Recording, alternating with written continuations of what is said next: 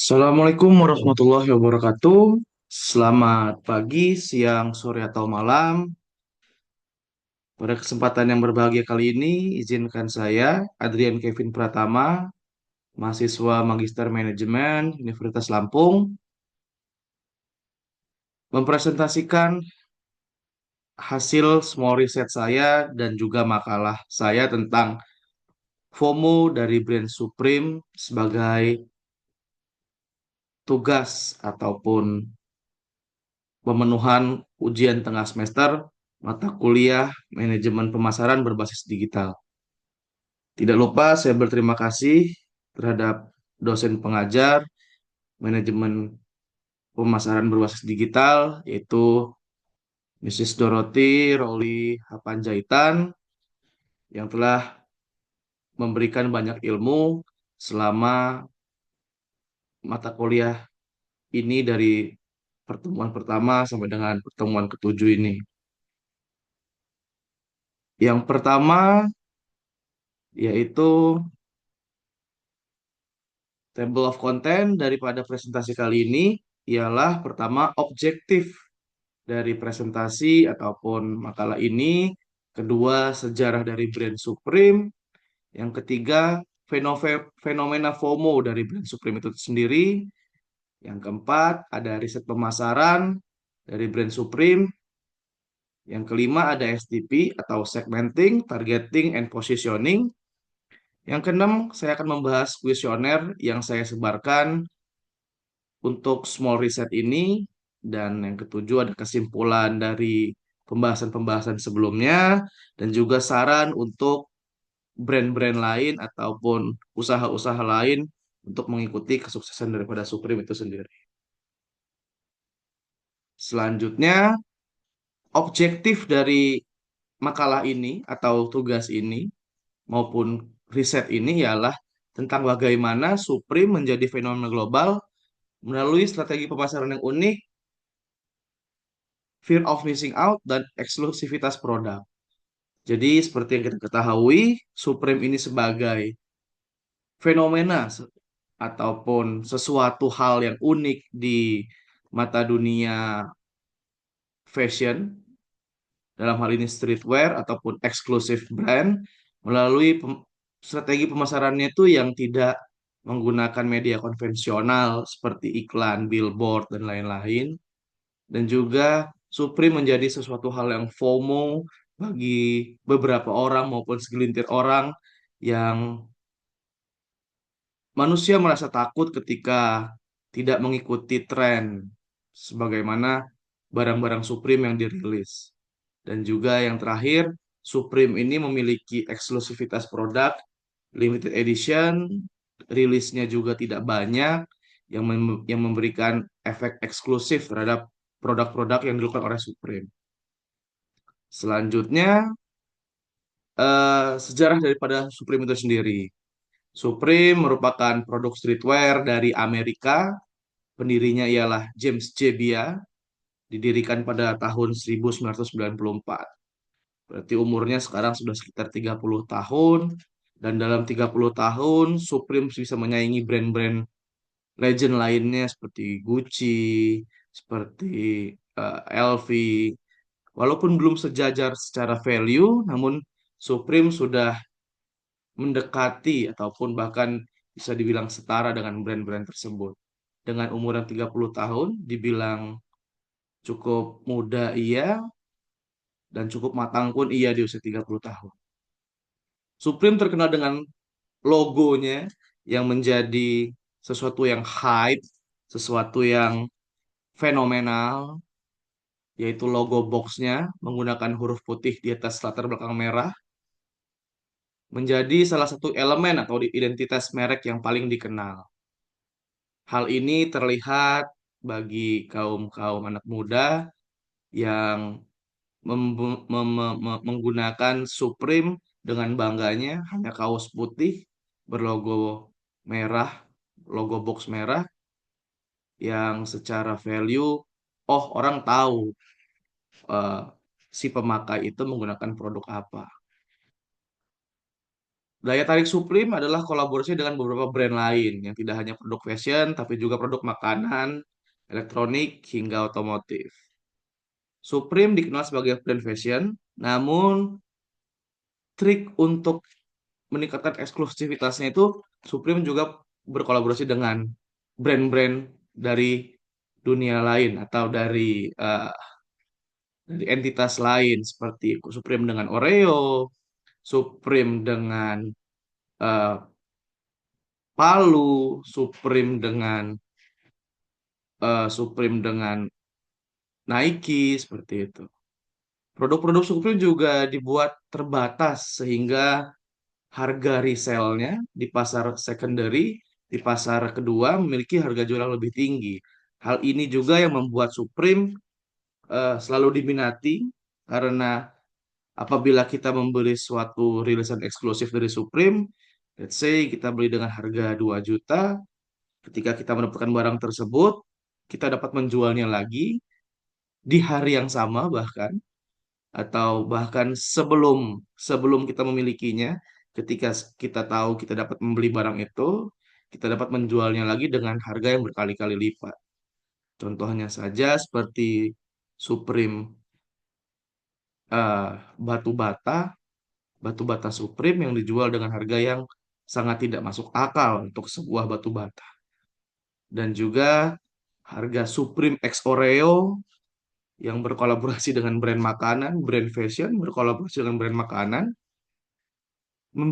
memiliki harga jual atau harga resell yang tinggi. Selanjutnya, fenomena fear of missing out atau FOMO dari brand Supreme.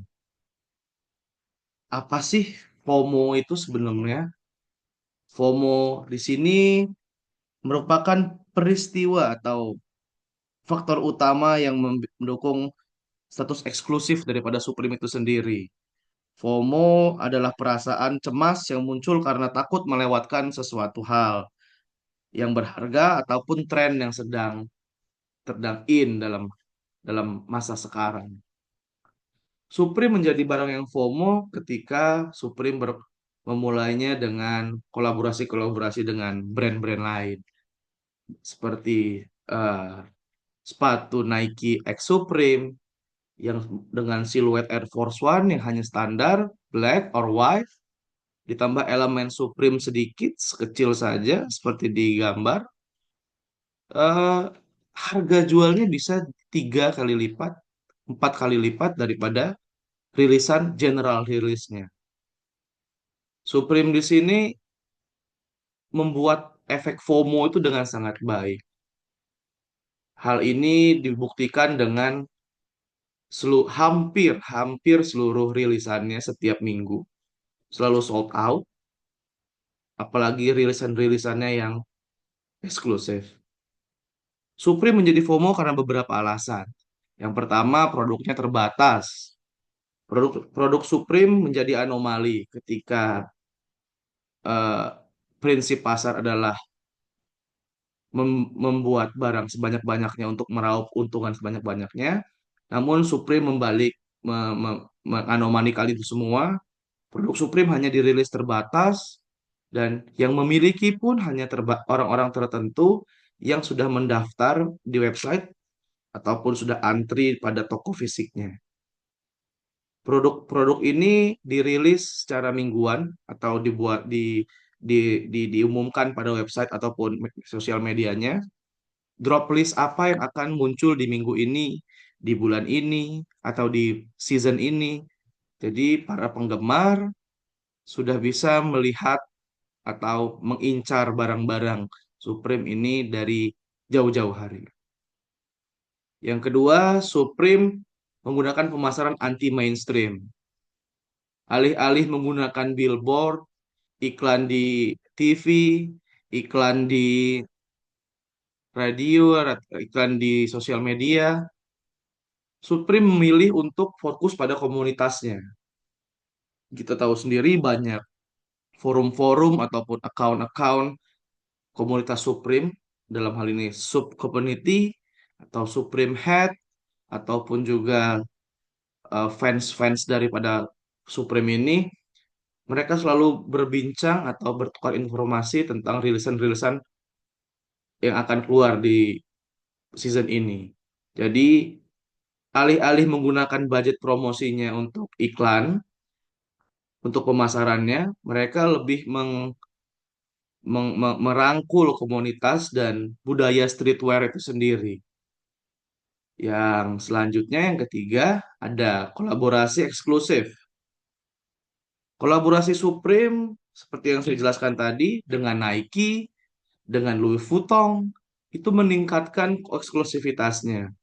Acap kali juga Supreme berkolaborasi dengan Gucci, itu membuat membuat kesan eksklusif daripada Supreme sebagai brand fashion menjadi lebih tinggi lagi. Yang selanjutnya produknya unik. Produk-produk unik Supreme sendiri banyak macamnya. Ada linggis Supreme, ada batu bata Supreme yang paling fenomenal, ada hidran Supreme yang kalau dipikir secara logika it doesn't make sense, but Supreme membuat itu menjadi sesuatu hal yang unik. Alih-alih hanya membuat hoodie, t-shirt, kemeja, Supreme memberikan barang-barang aneh itu sebagai what? Sebagai treasure atau harta karun yang bisa dibeli oleh atau dimiliki oleh penggemar-penggemarnya. Yang selanjutnya, media sosial daripada Supreme mengumumkan drops-dropsnya seperti saya jelaskan tadi dan juga mempromosikan melalui influencer. Supreme memang tidak mengiklankan barangnya di media sosial secara langsung melalui sponsor ataupun Instagram Ads, Google AdSense atau Facebook Ads. Namun Supreme mempromosikannya melalui influencer. Seperti kita tahu Justin Bieber, Jay-Z ataupun artis Hollywood lainnya dengan sukarela ataupun dibayar mereka mempromosikan atau setidaknya menggunakan barang Supreme yang bisa menjadikan kampanye terselubung daripada brand Supreme tersendiri. Dan Supreme juga menciptakan hype-nya dengan streetwear-nya pada masa-masa sekarang sangat sangat hype dengan streetwear menjadikan eh, style daripada Supreme tersendiri relate dengan style yang ada pada zaman sekarang. Selanjutnya ada yang keenam ada pasar reselling.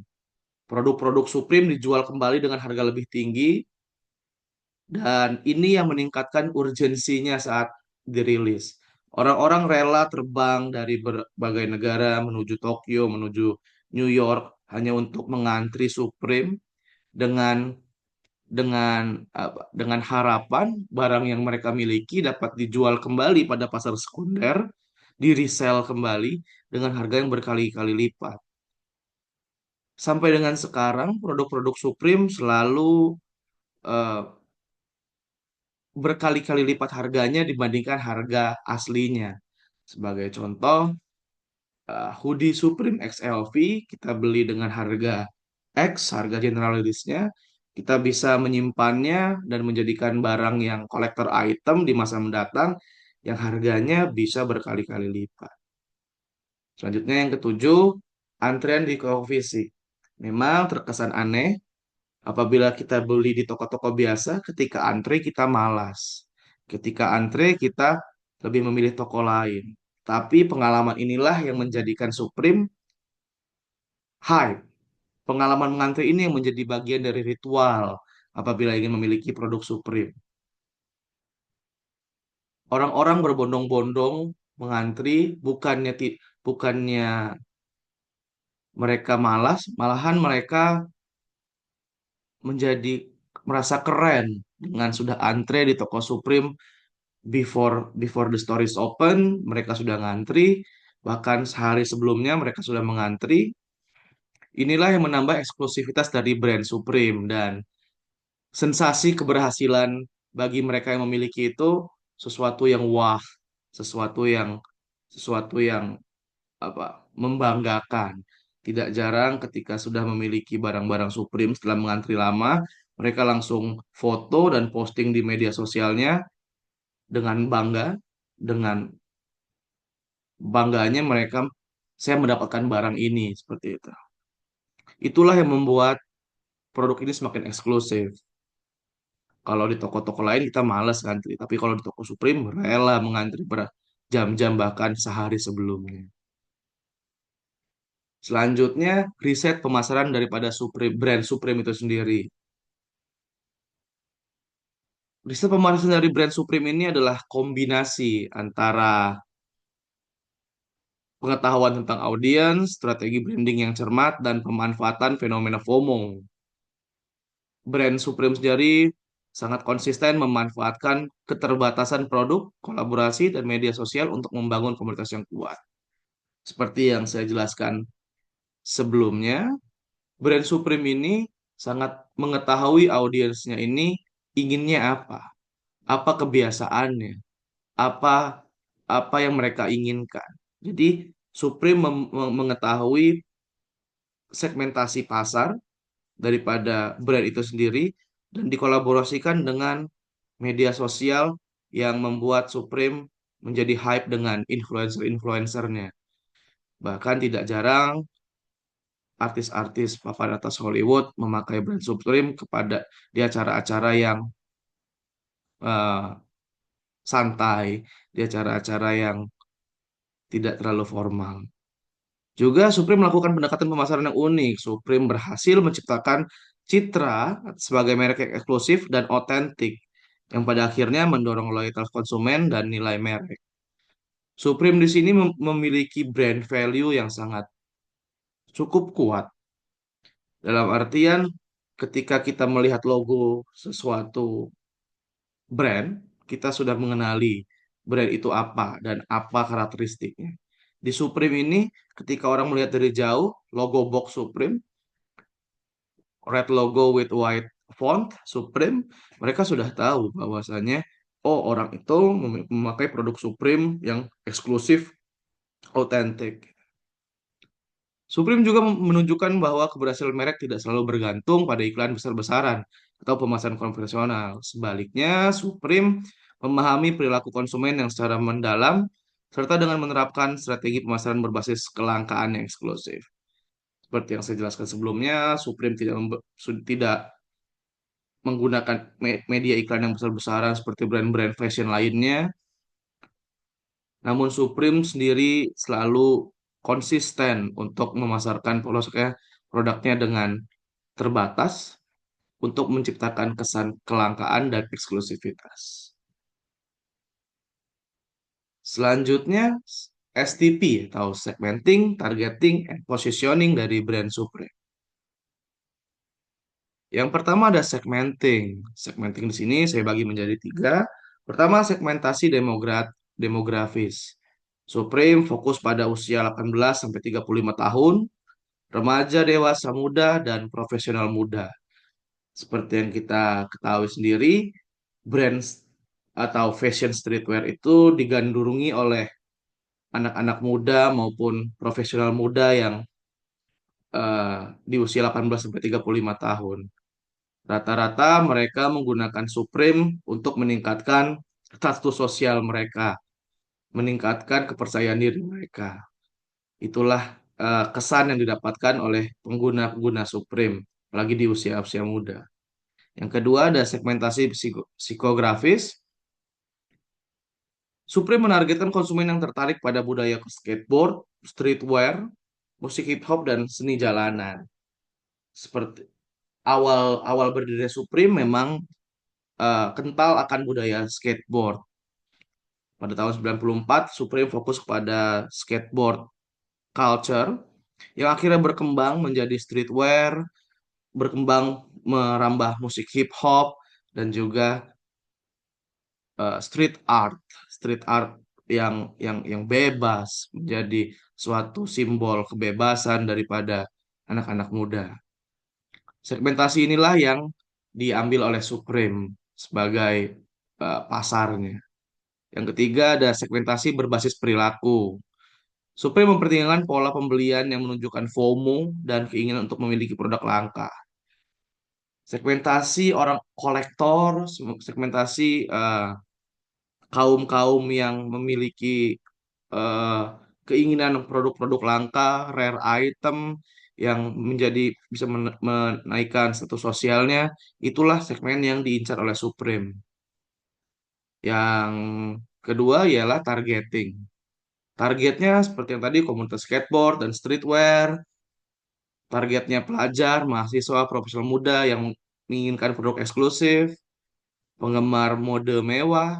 Dalam hal ini, mode mewah mungkin berkembang ketika Supreme memulai kolaborasinya dengan high fashion brand yang akhirnya membuat Supreme sendiri menjadi lambat laun menjadi high fashion brand juga.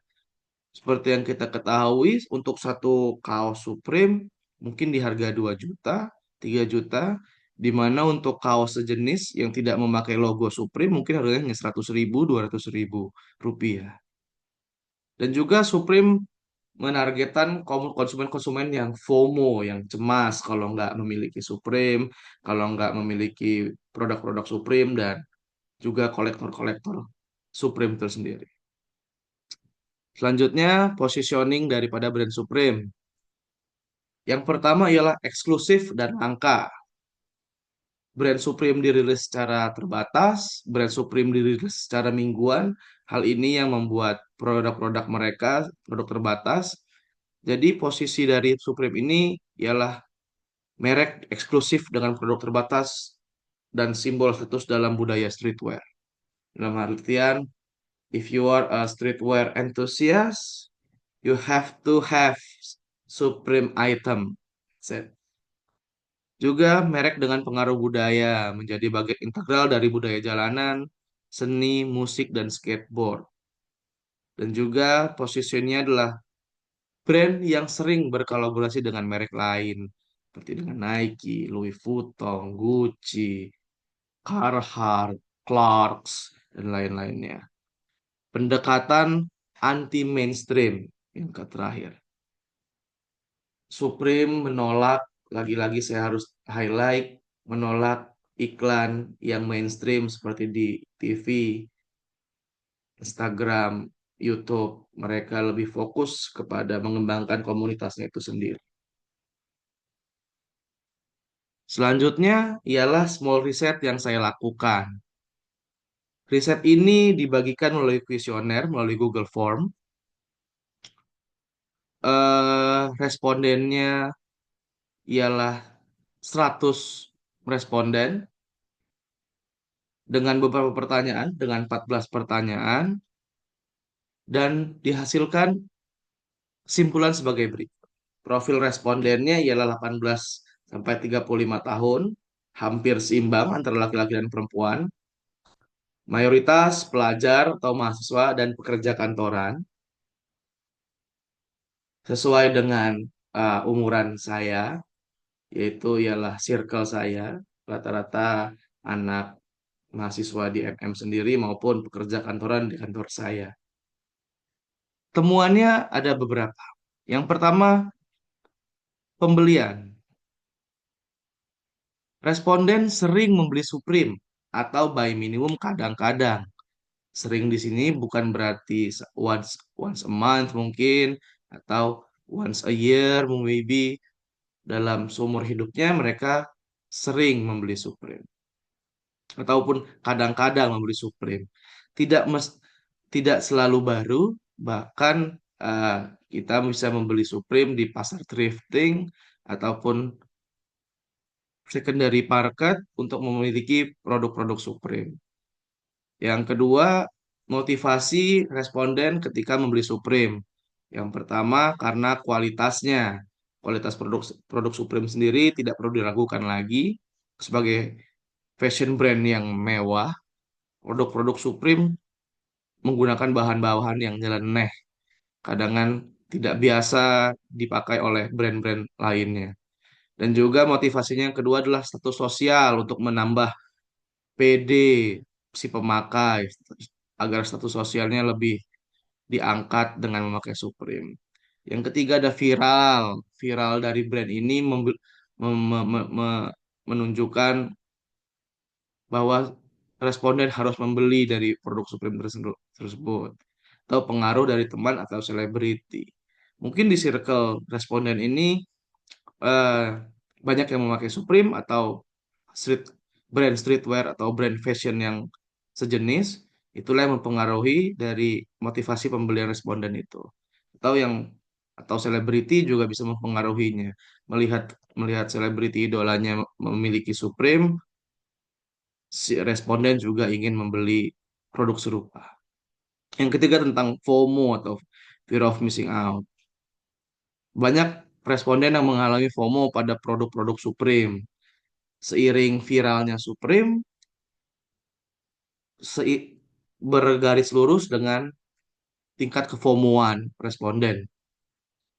Barang viral rata-rata menjadi barang yang FOMO juga. Yang keempat ada eksklusivitas. Keterbatasan produk meningkatkan daya tarik pembelian. Dalam hal ini daya tarik pembelian, daya tarik ingin memiliki, daya tarik mengulik tentang produknya. Jadi kesan eksklusif yang dimunculkan oleh Supreme menjadi sesuatu hal yang menarik bagi para responden. Kelima, pembayaran. Rata-rata pembayaran, rata-rata responden bersedia membayar lebih untuk Supreme. Hal ini menunjukkan bahwa responden rela membayar lebih dari produk sejenis untuk memiliki produk Supreme. Dari beberapa kuesioner dan dari 100 150 responden, kesimpulan yang didapat ialah merek Supreme berhasil memanfaatkan fenomena FOMO-nya dan eksklusivitas untuk meningkatkan daya tarik dan pembelian konsumen. Dalam hal ini, Supreme sukses membuat barang yang eksklusif dan memanfaatkan eksklusivitasnya itu untuk orang menjadi FOMO. Dan juga Supreme sukses memanfaatkan FOMO ini dalam hal yang positif. Orang-orang lebih curious untuk memiliki produk Supreme. Selanjutnya, kesimpulan. Yang pertama, sejarah daripada Supreme. Supreme didirikan tahun 1994. Awalnya fokus pada komunitas skateboard dan budaya jalanan di New York City dengan desain yang mencerminkan gaya hidup komunitas skate dan juga logo ikonisnya. Supreme telah menjadi fenomena global di kalangan mode dan streetwear. Yang kedua, tentang FOMO-nya Supreme. FOMO berkontribusi besar pada pemasaran Supreme melalui strategi rilis produk terbatas atau yang dikenal oleh drops yang menciptakan kelangkaan dan urgensi bagi konsumen. Yang ketiga, riset pemasaran. Supreme memahami perilaku dan preferensi konsumen yang mencari bukan hanya produk berkualitas, kualitas sudah pasti, tapi juga satu sosial. Strategi anti mainstream digunakan dengan menghindari iklan konvensional dan lebih mengandalkan komunitas serta media sosial, serta juga kolaborasi dengan brand-brand lain yang bukan hanya dari fashion brand, melainkan dari produk makanan, produk otomotif, dan lain-lainnya. Yang keempat ada STP. Strategi STP-nya segmentasi targeting positioning. Supreme menerapkan strategi segmentasi, penargetan, dan positioning yang cermat untuk membangun citra merek. Mereka menjual gaya hidup, status, dan pengalaman, tidak hanya barang umum, namun barang-barang aneh untuk menjaga daya tariknya. Dari hasil riset, yang kelima ada hasil riset. Hasil kuesioner menunjukkan bahwa Supreme memiliki daya tarik yang kuat melalui FOMO dan strategi eksklusivitasnya mempengaruhi daya beli masyarakat ataupun preferensi masyarakat untuk memiliki Supreme. Mungkin itu saja dari saya. Kurang lebihnya saya mohon maaf. Pada Tuhan saya minta ampun. Saya akhiri. Wabillahi taufiq wal hidayah. Assalamualaikum warahmatullahi wabarakatuh.